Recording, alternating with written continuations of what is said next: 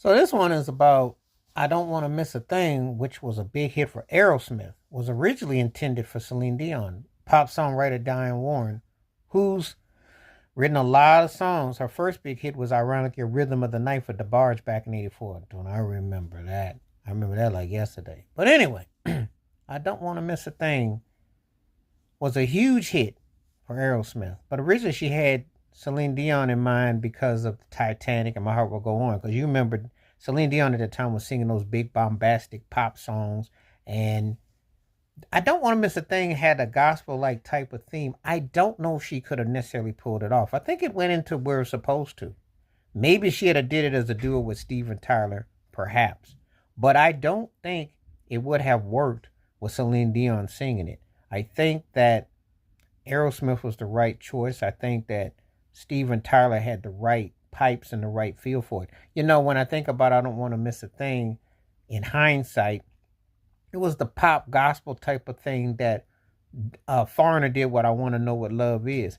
And if you were going to have a female vocalist to sing it, you needed to get someone that would have complemented it. So imagine if they had to put Aerosmith or Yolanda Adams back then. Just saying, would have been a real interesting combination. I don't think Celine Dion would necessarily pull that off because I'll give you a case in point. She did I'm Your Angel, which was a #1 duo with her and R. Kelly. He did some strong background vocals, and it was very flavorful with the background, but her voice never quite hit that tempo. She's not geared.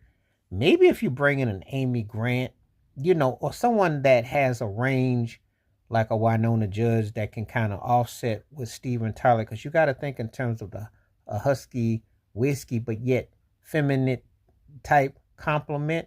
So voices are very interested. Now I understand if you could hear I Don't Want to Miss a Thing, Celine Dion would have been bombastic, and that's where David Foster's strings and orchestra things would come in handy. But in terms of the basics of the song, um, when you're just thinking about the dynamics of the song at work, this is very important how it's done.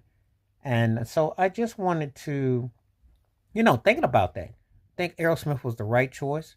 I think that it was the right feel, it was the right hit, it was the right conviction, and the tone of it was like right on point. So I think it went to the right hands. I think it was written where it could be taken to that level that Steven Tyler could. Because Steven Tyler has a very distinctive voice and a distinctive range. And so when you hear it, you think to yourself, yeah, unless you had a